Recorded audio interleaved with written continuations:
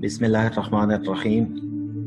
अस्सलाम वालेकुम व्यूअर्स, मैं हूं Khalid Usman, associate professor of English और डान वर्चुअल एकेडमी के एक नए ट्यूटोरियल के साथ आपकी खिदमत में हाजिर हूं। आज की इस वीडियो लेक्चर में हम पढ़ेंगे fourth element of academic writing, और ये फोर्थ एलिमेंट हमारा जो है वो है your language, form and structure. जिस तरीके से ऐसे राइटिंग के हवाले से जो हमने एकेडमिक राइटिंग के 4 एलिमेंट्स पहले क्लासेस में डिस्कस कर चुके हैं। पहला एलिमेंट जो हमारा है वो राइटर का है, यानी आप अपने आप को एज ए राइटर किस तरीके से डेवलप करेंगे। दूसरा जो हमारा पॉइंट है या एकेडमिक राइटिंग का जो हमारा मेन फोकस होता है वो हमारे सब्जेक्ट मैटर पर होता है कि हम अपने सब्जेक्ट मैटर को कैसे डेवलप करें। थर्ड, हम फिर रीडर को अपने जहन में, अपने कंसिडरेशन में रखते हैं। और फोर्थ में हमारा जो लैंग्वेज है राइटिंग का, ऐसे का, उसको हम डिस्कस करते हैं। तो वो जो पहले 3 पॉइंट्स थे वो हमने डिस्कस किए थे, your point of view as a writer, फिर इसके बाद सब्जेक्ट मैटर वो भी हमने डिस्कस किया था, और फिर इसके बाद यूर रीडर, उसके साथ आप लाइन ऑफ कम्युनिकेशन कैसे डेवलप करते हैं। तो ये पिछले क्लासेस में हम ये पढ़ चुके थे। और एकेडमिक राइटिंग के जो एलिमेंट्स हैं उनमें जो आखिरी एलिमेंट है नेचर ऑफ लैंग्वेज इटसेल्फ, यानी आपका जो लैंग्वेज है और लैंग्वेज पे जो फिर आपके ऐसे में फॉर्म डेवलप होगा, आपका जो स्ट्रक्चर डेवलप होगा, उसको आज हम डिस्कस करेंगे। तो ये चीजें हम पहले से पढ़ चुके हैं। आज हम ये नेचर ऑफ लैंग्वेज इटसेल्फ ये पढ़ेंगे। To make language work for you, it is a good idea to learn something of its forms and structure. सबसे पहले तो आपको ये देखना चाहिए कि लैंग्वेज का जो फॉर्म है, जो स्ट्रक्चर है, वो कैसा है, वो आपको समझना चाहिए। इस फॉर्म्स और स्ट्रक्चर में फिर हमारे पास ग्रामर की जितनी भी चीजें हम पढ़ चुके हैं वो सारी चीजें आती हैं, यानी आपके लेटर से, आपके अल्फाबेट से, वर्ड्स से, फ्रेजेस, क्लासेस से लेकर फिर आपके सेंटेंस लेवल तक आपकी जो मुख्तलिफ पार्ट्स ऑफ स्पीच है, नाउन है, वर्ब है, एडवर्ब है, वगैरह वगैरह, जितने भी पार्ट्स ऑफ स्पीच है उनको आपने कैसे यूज करने हैं, कहाँ पर नाउन आता है, वर्ब आता है, किस तरीके से नेगेटिव सेंटेंस फिर बनता है, फिर इंट्रोगेटिव सेंटेंस बनता है, फिर इस तरीके से सिंपल सेंटेंस को हम कैसे बना सकते हैं, सिंपल सेंटेंस के बाद फिर जो कंपाउंड सेंटेंस है, किस तरह 2 सिंपल सेंटेंसेस को मिलाकर हम कंपाउंड सेंटेंस बनाते हैं। तो ये बहुत ही लेंथी डिस्कशन है, और ये सारा वो जो डिस्कशन है वो आपके लैंग्वेज के फॉर्म और स्ट्रक्चर में आता है। तो अगर आप अपने ऐसे का फॉर्म एंड स्ट्रक्चर बनाना चाहें, आप अपने लैंग्वेज को डेवलप करना चाहें, तो पहले तो आपको वो चीजें जो लैंग्वेज के हवाले से फॉर्म और स्ट्रक्चर का, उसको सीखना चाहिए। यहाँ पर उन्होंने एक मिसाल दी है कि जिस तरीके से ये कैबिनेट मेकर होता है, यानी मतलब एक कोई तरखान होता है और वो कोई अलमारी वगैरह बनाता है, तो उसको पहले तो ये चाहिए कि उसको मुख्तलिफ किस्म का जो वुड है, टिम्बर है, उसका पता हो कि किस किस्म के वुड से किस किस्म की अलमारी बनती है वगैरह। यहाँ पर मैं आप लोग को एक और मिसाल दे दूं कि अगर कोई एक मोटरसाइकिल मैकेनिक है तो उसको मालूम होना चाहिए कि उसके मुख्तलिफ पुर्जे किस तरीके से काम करते हैं।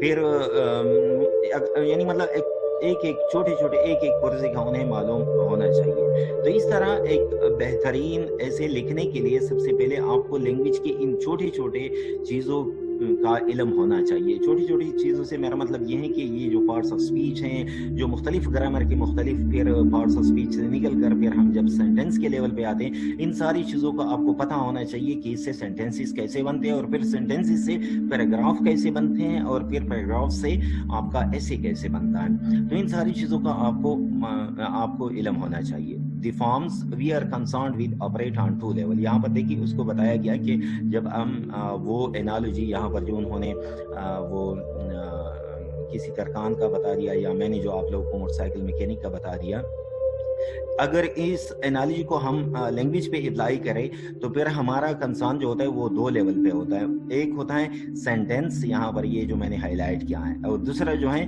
Larger unit of discourse like paragraph and the essay as a whole. तो सबसे बुनियादी चीज जो हमारी इस चीज में आती है वो ये है कि جو پہلا لیول ہے وہ ہمارا سینٹینس لیول بنتا ہے. سینٹینس کہاں سے شروع ہوتا ہے؟ ابھی جو میں نے آپ لوگوں کے ساتھ ڈسکس کیا کہ آپ کے پارٹس آف اسپیچ سے یہ چیز شروع ہوتی ہے, یہاں تک کہ پھر آپ فریز پہ آتے ہیں, پھر کلاس پہ آتے ہیں, اور پھر بعد میں آپ سینٹینس پہ آ جاتے ہیں. پھر یہ ساری سینٹینسز آپس میں مل کر پیراگراف بناتے ہیں, اور پیراگراف آپس میں ایز اے ہول ایسے بناتے ہیں. تو جو پہلا آپ کا لیول ہے وہ ہے سینٹینس, اور دوسرا جو ہے وہ آپ کا ڈسکورس لیول ہے. ڈسکورس لیول سے یہاں مراد یہ ہے کہ پیراگراف کے لیول پہ یا ایسے کے لیول پہ ان ساری چیزوں کو آپ نے ڈیولپ کرنا ہوتا ہے. اچھا, اب اگر ہم یہاں بنیادی چیز سینٹینس سے شروع کریں تو سینٹینس میں کس طریقے سے آپ پہلے ناؤن لگاتے ہیں, پھر ورب لگاتے ہیں, پھر ناؤن لگاتے ہیں آبجیکٹ کی صورت میں. پہلا ناؤن جو ہوتا ہے وہ سبجیکٹ کی صورت میں ہوتا ہے. کس طریقے سے آپ اس کے ساتھ پریپوزیشن ملاتے ہیں, کس طریقے سے بیچ میں وہ جو کنجنکشنز وغیرہ ہوتے ہیں ان ساری چیزوں کا استعمال کرتے ہیں. ایڈجیکٹیوز کو کہاں پہ استعمال کرتے ہیں, ناؤن سے پہلے استعمال کرتے ہیں یا لنکنگ ورب کے بعد یوز کرتے ہیں. وہ ساری چیزیں اس سے کیا ہوتا ہے, اس سے آپ کے سینٹینس میں ایک کوہیرنٹ یونٹی آتی ہے. یعنی مطلب ہے آپ کا سینٹینس ویل کوہیرنٹ بن جاتا ہے, اس میں ایک یونیفائڈ تھیم آ جاتا ہے. آپ کا جو آئیڈیا ہوتا ہے اس سینٹینس میں وہ یونیفائڈ طریقے سے آپ اس کو بیان کرتے ہیں. پھر جب دوسرے لیول پہ ہم چلے جاتے ہیں ڈسکورس لیول پہ, تو پھر اس میں آپ کے پیراگراف میں یا آپ کے ایز اے ہول ایسے میں یہی چیز نمایاں ہونی چاہیے کہ آپ کے ایسے میں coherent unity who. There are ways in which we use words, grammar and discourse to organize our diverse ideas into a coherent unity. دیکھیے یہ ساری چیزیں ورڈز کا ہم استعمال کرتے ہیں, مختلف گرامر کا, سینٹیکس کا مطلب ہے کہ کس طریقے سے ورڈز ایک کے بعد دوسرا, دوسرے کے بعد تیسرا, یہ اس طریقے سے آپ اس کو ارینج کرتے ہیں. جس طرح ایک ٹیپیکل انگلش سینٹینس میں سب سے پہلے ہمارے پاس سبجیکٹ ہوتا ہے, اور سبجیکٹ ناؤن کی صورت میں عموماً ہوتا ہے. پھر اس کے بعد وہ ورب آتا ہے, پھر اس کے بعد ناؤن آتا ہے جو کہ آبجیکٹ کی صورت میں ہوتا ہے. یا آپ اس کو کہہ سکتے ہیں ایس وی او. یہ ایسا بھی ہو سکتا ہے ایس وی یعنی سبجیکٹ اور ورب ہو صرف. یہ اس طریقے سے بھی ہو سکتا ہے کہ آپ کے پاس سبجیکٹ ہو, ورب ہو اور ایڈورب ہو, یا مطلب ہے کہ آپ کا جو مختلف قسم کے وہ سینٹینس اسٹرکچر ہے وہ پھر بعد میں کسی کلاس میں ہم اس کو ڈسکس کریں گے جو سینٹینس کی مختلف قسمیں ہوتی ہیں. تو یہ گرامر, سینٹیکس, پھر اس کے بعد اس کو پیراگراف یا سینٹینس کے لیول پہ اگر ہم لے جائیں تو ڈسکورس کے لیول پر یہ ساری چیزیں کس طریقے سے آرگنائز ہو کر آپ کو ایک کوہیرنٹ یونٹی دیتی ہیں. Every piece of academic writing should strive for this unity. دیکھیے ایسے میں یہ چیزیں جو تقریباً یہ 5واں کلاس ایسے رائٹنگ کے حوالے سے تقریباً بنتا ہے, تو یہ ان ساری چیزوں کا مین مقصد کیا ہوتا ہے کہ آپ کے ایسے میں یونٹی آ جائے, آپ کے تھاٹس میں, آپ کے جتنی بھی رائٹنگ ہے اس میں یونٹی آ جائے. تو اور یہ صرف ایسے رائٹنگ کا نہیں ہے بلکہ جتنے بھی ایکیڈیمک رائٹنگ ہوتی ہیں اس کا یہی ایک مقصد ہوتا ہے کہ آپ کے رائٹنگ میں یہ یونٹی قائم ہو جائے. A well organized piece of writing reveals that the writer has established a pattern of relationship between the individual parts and between the parts and the whole composition. ایک بہترین رائٹنگ یہ ہوتا ہے کہ آپ پھر سینٹینس کے لیول پہ جو مختلف ورڈز ہوتے ہیں ان میں ریلیشن شپ کیسے قائم کرتے ہیں, پھر مختلف سینٹینسز میں آپ ریلیشن شپ کیسے قائم کرتے ہیں, اور پھر اس کے بعد آپ کا جو ایز اے ہول کمپوزیشن ہے, آپ کا جو پورا ایسے ہے, اس میں آپ اس کو کیسے اسٹیبلش کرتے ہیں اس کنیکشن کو, تاکہ آپ کو یونٹی حاصل ہو جائے, آپ کو کوہیرنٹ یونٹی حاصل ہو جائے. یہ جو پہلے ہم نے پڑھا کہ کوہیرنٹ یونٹی یہ اس کا مین مقصد ہوتا ہے. تو when we read, we are often dimly aware that the author of our book has achieved this formal balance without our being able to say exactly how. جب ہم پڑھ رہے ہوتے ہیں کسی بک کو, کسی آتھر کے بک کو, تو ہمیں پتہ نہیں ہوتا کہ آتھر کو یہ یونٹی کیسے ملی ہے یا آتھر نے یہ یونٹی کیسے اچیو کی ہے.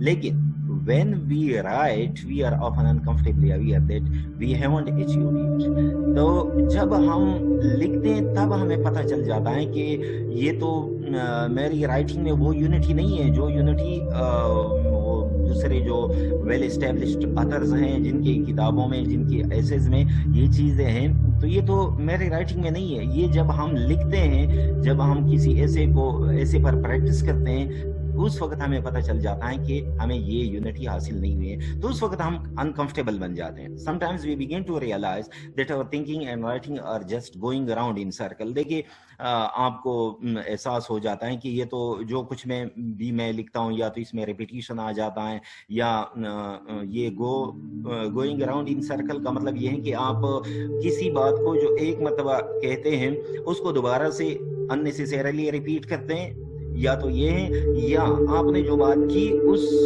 बात का बिल्कुल उलट कोई और बात आप कर लेते हैं. यानी मतलब सेल्फ कॉन्ट्राडिक्टरी होते हैं आपकी ये स्टेटमेंट. तो उस वक्त आपको पता चल जाता है जब आप इस तरीके से अपनी राइटिंग करते हैं, आप सोचते हैं, तो आपकी थिंकिंग और राइटिंग जो है वो गोइंग अराउंड इन सर्कल का ये दो मकसद होते हैं, ये दो मतलब है कि we start to repeat ourselves unnecessarily.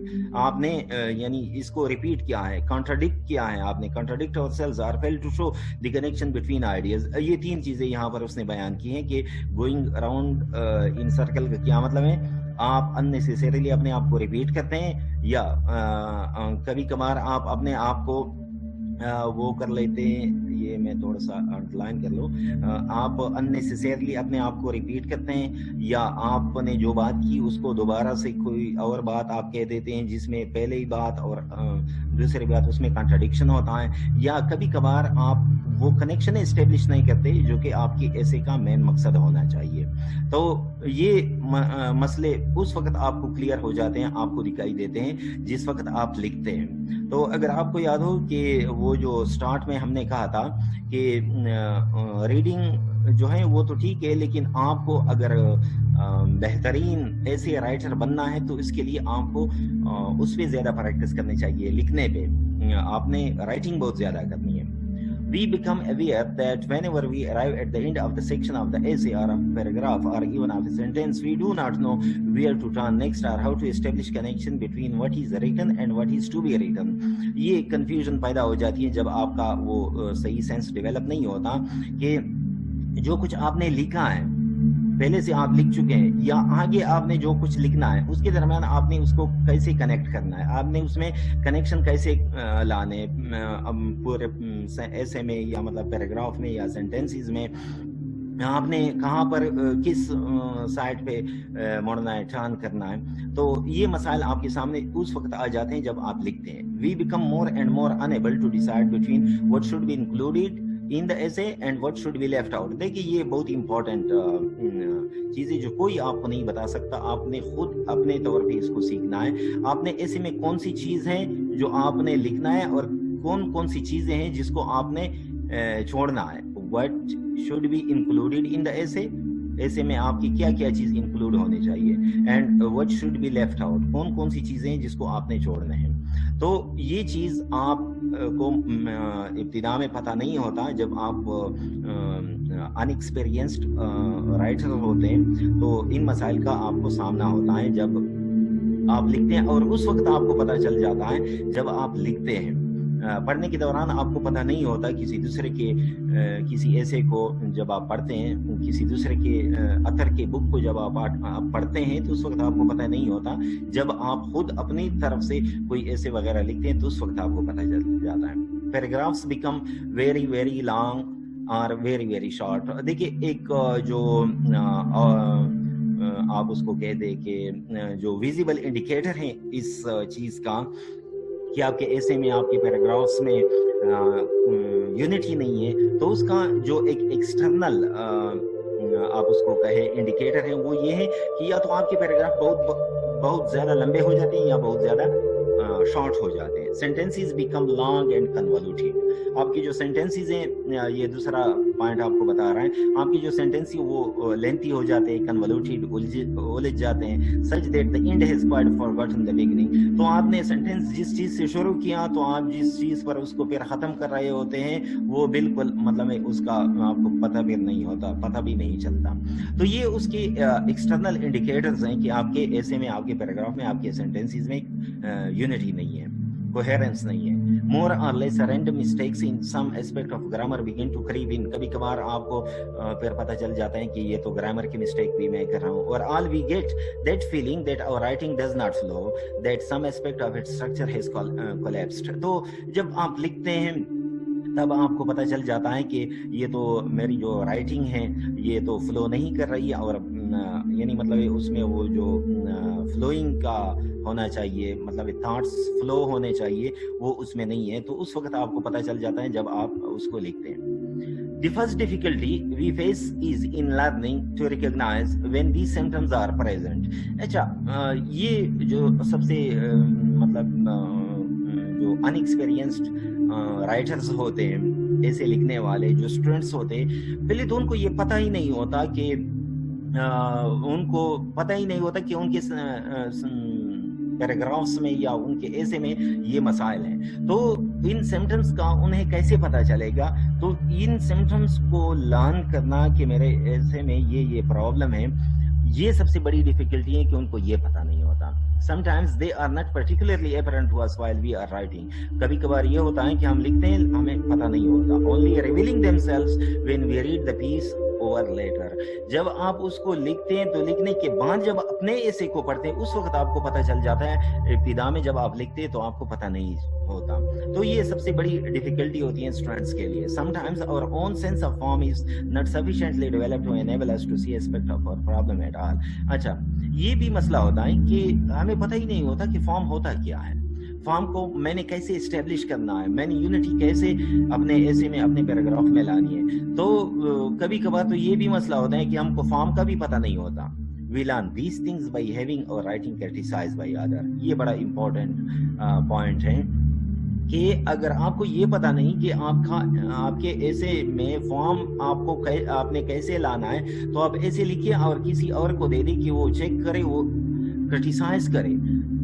वो अगर आपको याद हो, मैंने पहले भी आपको बता दिया था कि जब आप अपने सुपरवाइजर से अपने ऐसे को चेक करवाते हैं तो उसमें जब वो आपके ऐसे पे रिमार्क्स लिखते हैं तो कभी कभार स्टूडेंट्स अनकंफर्टेबल फील करते हैं कि ये तो टीचर ने मेरे सारे मेहनत पर पानी फेर दिया. लेकिन नहीं, ये इस तरीके से क्रिटिसाइज करने से आपके ऐसे में और भी बेहतरी आ जाती है. तो आप किसी और से अपने ऐसे को चेक करवाए. By observing gradually from our reading a sense of what good writing feels like. अच्छा, इस तरीके से एक दूसरी चीज जिसके जरिए से हम अपने सेंस ऑफ फॉर्म को डेवलप कर सकते हैं वो ये है कि हम आहिस्ता आहिस्ता अपने अंदर ये क्या सेंस पैदा कर ले. और वो सेंस हमें किस तरीके से पैदा होगा कि हम बेहतरीन जो ऑथेंटिक बुक्स हैं उसको पढ़ते जाए और फिर हमें पता चल जाएगा कि ये जो बेहतरीन ऑथेंटिक बुक्स है ये कैसे फील होते हैं. तो अगर वो बेहतरीन बुक्स हैं तो उनकी तरह अगर मैं चाहता हूं कि मेरा ऐसे या मैंने जो लिखाई की है वो भी बेहतरीन हो जाए तो आपने उन बुक्स को पढ़ना भी है. तो ये दो चीजें, अगर आपके पास ये मसला है कि आपको ये पता नहीं कि फॉर्म क्या होता है, आपने फॉर्म को कैसे डेवलप करना है, तो ये दो चीजें करें कि पहले आप ऐसे लिखे और अपना ऐसे किसी और से चेक करवाए. वो आप पे क्रिटिसिज्म करेगा, यहाँ पर आपने ये गलती की है, वो गलती की है, तो आपको इस तरीके से आपका एक सेंस ऑफ फॉर्म डेवलप होगा कि फॉर्म किस तरीके से डेवलप होता है. दूसरी बात कि जब आप ज्यादा पढ़ते हैं, बेहतरीन ऑथेंटिक बुक्स पढ़ते हैं, ऑथेंटिक जो अथर्स होते हैं, बड़े बड़े अथर्स होते हैं ऐसे के, जब उनके ऐसे आप पढ़ते हैं तो आपको एहसास हो जाता है कि किस तरीके से वो पहले इंट्रोडक्शन लिखता है, फिर बॉडी में वो किस तरीके से अपने आर्गुमेंट्स को डेवलप करता है और फिर इस तरीके से अपने पूरे ऐसे को किस तरीके से वो कंक्लूड करता है. तो इन सारी चीजों को जब आप पढ़ते हैं तो इससे फिर आपका जो एक सेंस ऑफ फॉर्म होता है वो फिर आपका डेवलप हो जाता है. आपको पता चल जाता है कि इस तरीके से एक बेहतरीन ऐसे को होना चाहिए.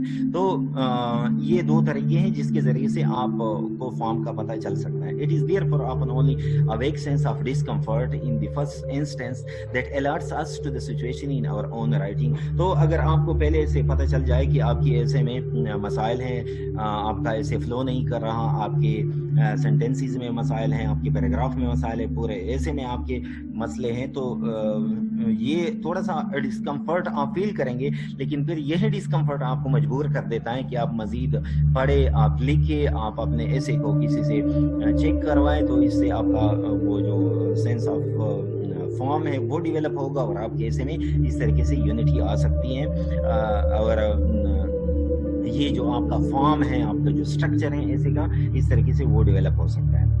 When this discomfort is felt, we may be able to go back or work and describe in some detail what is going wrong. تو جب آپ کو یہ فیل ہوتا ہے جس طریقے سے میں نے بتا دیا، تو آپ پھر واپس چلتے ہیں اور آپ دیکھتے ہیں کہ کہاں پر میں نے غلطی کی ہے۔ Perhaps by identifying such particular symptoms as are listed above، یہ جو پہلے آپ کو بتائے گئے، آپ کا وہ for example almost invariable signs that something is wrong is a series of either very long or very short paragraph، جس طریقے سے پہلے بتا دیا کہ آپ کو جو فارمل پیرامیٹرز ہیں ان سے آپ کو پتہ چل سکتا ہے کہ آپ کے پیراگراف بہت لینتھی ہیں یا بہت شارٹ ہیں، بہت چھوٹے ہیں۔ تو اس طریقے سے یہ جو آپ کے فارمل فیچرز ہیں آپ کے پیراگرافس کے، آپ کے ایسے کے، اس سے وہ ڈسکمفرٹ آپ کو اس بات پر مجبور کر دیتا ہے کہ پھر آپ اپنے پیراگراف کو ٹھیک کریں۔ لیکن پیراگراف کو کیسے ٹھیک کرنا ہے، یہ بھی بڑا مطلب امپورٹنٹ کویسچن ہے۔ کیا اگر آپ یہ کریں گے کہ اگر آپ کے پیراگراف چھوٹے ہیں تو ان کو ملا کر آپ بڑا پیراگراف بنا دیں، یا اگر آپ کا پیراگراف بہت بڑا ہے، بہت زیادہ ہیں، لینتھی ہیں، تو آپ ان کو چھوٹی چھوٹی حصوں میں تقسیم کر دیں؟ نہیں، یہ طریقہ نہیں ہوتا۔ دیکھیے یہاں پر انہوں نے یہ ایکسپلین کیا ہے، and this condition is easy to spot. آپ اس کنڈیشن کو آسانی سے دیکھ سکتے ہیں کہ آپ کے پیراگراف چھوٹے ہیں یا لینتھی ہیں۔ But being able to locate and identify the sentence is often not enough, since local tinkering with, say, paragraph boundaries, running short ones together or chopping long ones into parts does not always get at the heart of the problem.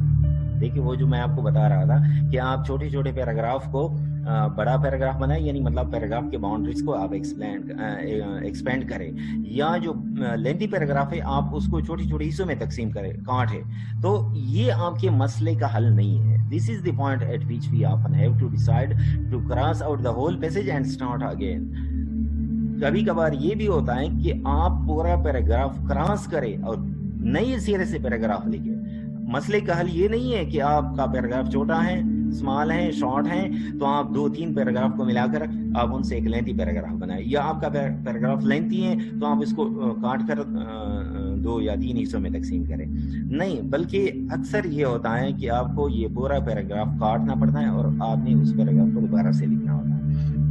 اچھا، تو اگر آپ نے paragraph کو دوبارہ سے لکھنا ہو، دیکھیں یہ کہاں سے شروع ہوا ہے؟ جب وہ پہلے مرتبہ آپ نے اس ڈسکمفرٹ کو فیل کیا کہ آپ کا جو ایسے ہیں، آپ کا پیراگراف جو ہے وہ فلو نہیں کر رہا، تو اس ڈسکمفرٹ کی وجہ سے پھر آپ نے ان کے فارمل جو پیرامیٹرز ہیں آپ نے اس کو دیکھے، وہ فارمل پیرامیٹرز کیا تھے، آپ کے سینٹینسز لینتھی تھے یا آپ کے سینٹینسز بہت چھوٹے چھوٹے تھے، تو مسئلے کا حل یہ نہیں تھا کہ آپ نے اس کو چھوٹے چھوٹے کو ملا کر بڑا کر دیا یا بڑے پیراگراف کو آپ نے چھوٹے چھوٹے حصوں میں تقسیم کر دیا، بلکہ مسئلے کا حل یہ ہے کہ آپ نے پورا پیراگراف کاٹ دیا اور آپ نے نئے سرے سے شروع کیا۔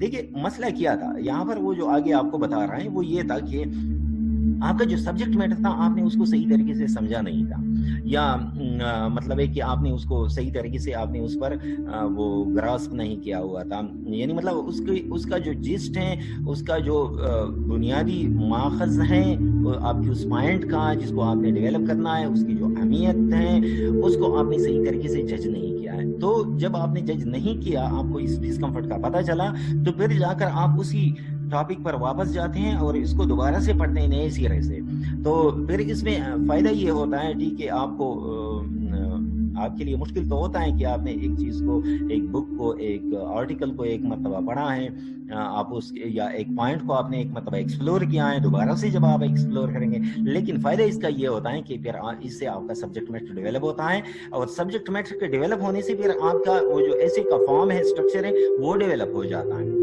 آپ کے سینٹینس اسٹرکچر اچھی طریقے سے بنتے ہیں۔ تو دیکھیے کس طریقے سے یہ مختلف ایلیمنٹس آف ایکیڈیمک رائٹنگ ہے، یہ کس طریقے سے ایک دوسرے کے ساتھ انٹر ریلیٹڈ ہے۔ ہے. آپ کا سبجیکٹ میٹر پھر آپ کے فارم کو متعین کرتا ہے, اور اس طریقے سے آپ کے فارم سے آپ کو پتہ چل جاتا ہے کہ آپ نے اپنے سبجیکٹ میٹر کو آپ نے کتنا ایکسپلور کیا ہے. Far from seeking to improve the form for its own sake. دیکھیے ہمارا مقصد صرف یہ نہیں ہے کہ ہم صرف فارم کو امپروو کریں. اگر آپ کو یاد ہو, اس سے پہلے میں نے آپ کو ایک مثال دی تھی وہ ایلڈوس ہیگزلے کی, کہ ایک مرتبان ہے جو اوپر سے ایک جار ہے, اوپر سے بہت ہی خوبصورت اس پر نقش و نگار کیا گیا ہے, بہت ہی خوبصورت ہے, لیکن اندر اس کے اندر کیا کچھ پڑا ہوا ہے.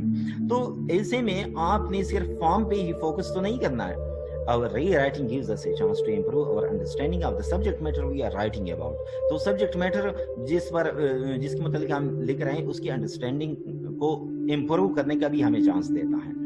There are estates who fiddle with the form of their work to gain purely formal satisfaction. ٹھیک ہے, ایسے لوگ ہیں جو کہ اپنے فارم کو بہت بہترین طریقے سے کرنے کی کوشش کرتے ہیں. And there should indeed be something of the estate in all writers. یہ ہونا بھی چاہیے. But the chance to rewrite is the chance to conceive afresh what it is we are trying to say. دیکھیے سب سے اہم چیز جو یہاں پر یہ آپ کو بتا رہے ہیں, فارم کو ہم نے تو ڈیولپ کرنا ہی کرنا ہے, لیکن سب سے بڑی بات آپ کے لیے یہ ہوگی کہ آپ اپنے سبجیکٹ میٹر کو ریوائز کریں, اور آپ اپنا جو آپ کا ٹاپک ہے اس کو ریوائز کریں, ریفائن کریں.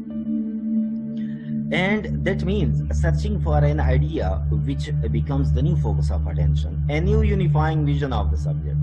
آپ کو اپنے سبجیکٹ کا ایک نیا یونیفائنگ ویژن مل جاتا ہے, کس طریقے سے ایک چیز دوسرے کے ساتھ کنیکٹڈ ہے. Around which the points which one seemed so intractable will now cluster more or less easily. تو دیکھیے پہلے آپ کو جو آئیڈیا ملا تھا تو آپ سمجھ رہے تھے کہ یہ باقی چیزیں جو ہیں وہ ان کے ساتھ کنیکٹ نہیں ہو رہے ہیں, لیکن جب آپ نے نئے سرے سے اس کو ایکسپلور کیا, آپ نے اس پہ ریسرچ کی, تو پھر آپ کو پتہ چل جاتا ہے کہ کس طریقے سے یہ مختلف پارٹس ایک دوسرے کے ساتھ کنیکٹ ہو رہے ہیں, اور اس طریقے سے یونٹی بن رہی ہے. In short, to heed the formal signals of the distress gives us the opportunity to think of a better answer to the question, the satisfaction of this are great. تو دیکھیے یہ جو آپ کو ڈسکمفرٹ ملتا ہے, ابھی تک جو ہم پڑھ رہے تھے کہ آپ کو پتہ چل جاتا ہے کہ آپ کا سینٹینس ٹھیک نہیں ہے, آپ نے صحیح سینٹینسز بہت لینتھی ہیں, بہت شارٹ ہیں, آپ کا پیراگراف بہت لینتھی ہیں, شارٹ ہیں, تو یہ اس سے آپ کو ڈسٹریس فیل ہوگا, اس سے آپ ڈسسیٹسفائیڈ ہوں گے, اس سے آپ کو ڈسکمفرٹ فیل ہوگا. لیکن پھر یہی ڈسکمفرٹ آپ کو یہ اپرچونٹی بھی تو دیتا ہے کہ آپ بہترین آنسر ڈھونڈیں, بیسٹ آنسر ڈھونڈیں, اچھی طریقے سے آپ اپنے سبجیکٹ میٹر کو ڈیولپ کر سکیں. Nobody, however, will deny the desire to get things more or less right the first time. دیکھیے ہر کسی کا یہ ڈیزائر ہوتا ہے کہ پہلی مرتبہ جب وہ ایسے لکھے تو اس کا ایسے بہترین ہو. If good structure depends, as we have seen so critically, on finding that elusive unifying idea, good structure therefore has its origin in our very first confrontation with the essay topic. تو یہ اگر آپ کا main focus یہ ہے کہ آپ اپنے اسٹرکچر کو, اپنے form and structure of the ایسے, اپنے لینگویج کو آپ نے کس طریقے سے ڈیولپ کرنا ہے, تو سب سے پہلی چیز جو آپ کی آتی ہے وہ آپ کے ایسے کے ٹاپک کے ساتھ آتی ہے. ایسے کا ٹاپک کیا ہے, اس نے آپ سے کن چیزوں کا مطالبہ کیا ہے. There are of course many questions which can only be faced and resolved as the occasion arises. یعنی مطلب وقت کے ساتھ آپ کے مختلف کویشچن پیئر ہوتے ہیں اور ان کو آپ نے پھر ڈیل کرنا ہوتا ہے. But that central issue of the overall organization of our essay and its major part is not something that can be added in as you write up a draft. دیکھیے یہ overall organization جو ہوتا ہے ایسے کا, یہ بڑا important ہوتا ہے, اور اس پر آپ نے کافی کوشش اور کافی محنت آپ کو کرنی پڑتی ہے. If you do recognize in yourself the Caesar and Pest syndrome and the other symptoms of poor structure in your essay writing, you may well need to pay special attention to the way in which you come to terms with the essay topic. دیکھیے یہاں پر ایک لفظ انہوں نے استعمال کیا ہے, Caesar and Pest syndrome. تو یہ ورڈ سیزر, یہ کینچی کو کہتے ہیں, پیسٹ کرتے ہیں, یعنی کسی جگہ سے آپ ایک چیز کو کاٹ لیتے ہیں, دوسری جگہ پر آپ اس کو پیسٹ کر لیتے ہیں, تو اس کے لیے انہوں نے ایک ورڈ یوز کیا ہے, یہ سیزر اینڈ پیسٹ سنڈروم. یا فار ایگزامپل آپ کا اسٹرکچر پور ہے, آپ کا اسٹرکچر فلو نہیں کر رہا ہے, تو آپ کو اپنے ایسے ٹاپک کے حوالے سے اچھی طریقے سے دیکھنا ہے, آپ نے اپنے سبجیکٹ میٹر کو دیکھنا ہے کہ آپ نے کس طریقے سے ریسرچ کی ہوئی ہے یا نہیں, آپ نے اپنے سبجیکٹ میٹر کو ڈیولپ کیا ہوا ہے نہیں کیا ہوا ہے, تو وہ ان کے لیے بہت ہی امپورٹنٹ ہے. form and structure enter into the most aspect of writing. Even so, this book, it should be clear in about much more than getting the right words and grammatical forms into the right place. तो देखिए, अगर आप लोगों ने देखा होगा, आम conventionally जो ऐसे राइटिंग के हवाले से बताया जाता है कि आप इंट्रोडक्शन लिखिए, फिर बॉडी ऑफ द लेटर लिखिए, बॉडी ऑफ द एसे लिखिए, बॉडी ऑफ द एसे में फिर किस तरीके से आप ये आर्गुमेंट डेवलप करें, फिर उसके बाद कंक्लूजन लिखिए, इसमें ट्रांजिशन एलिमेंट्स डाले, ये करे वो करे. लेकिन ये बुक, इस बुक का जो मेन मकसद है वो आपके आइडियाज को चेंज करना है कि बेहतरीन ऐसे के लिए आपको एक मखसूस, एक खास, एक स्पेसिफिक मेंटेलिटी डेवलप करना है. और वो मेंटेलिटी डेवलप करने, और वो मेंटेलिटी आपकी किस चीज से आती है? आपके वो क्रिटिकल थिंकिंग से आती है. आप जब क्वेश्चन उठाते हैं, जब आप क्वेश्चंस एक्सप्लोर करते हैं, तो क्वेश्चन एक्सप्लोर करने से फिर आपके पास सब्जेक्ट मैटर आता है, सब्जेक्ट मैटर डेवलप होता है, किस तरह आप अपने ऑडियंस को जहन में रखते हैं. तो ये सारी चीजें इन चीजों में आ जाती हैं. ये सिर्फ आपको ये कितना मतलब ये लेंथी इंट्रोडक्शन, और इस पर हमने तकरीबन ये आज हमारा 5वां क्लास है, 5th class, almost 5th class या 6th है. तो ये सारी चीजें हमने इन चीजों पर, इन मुख्तलिफ जो उनके एस्पेक्ट्स हैं उस पर हमने लगा दिए.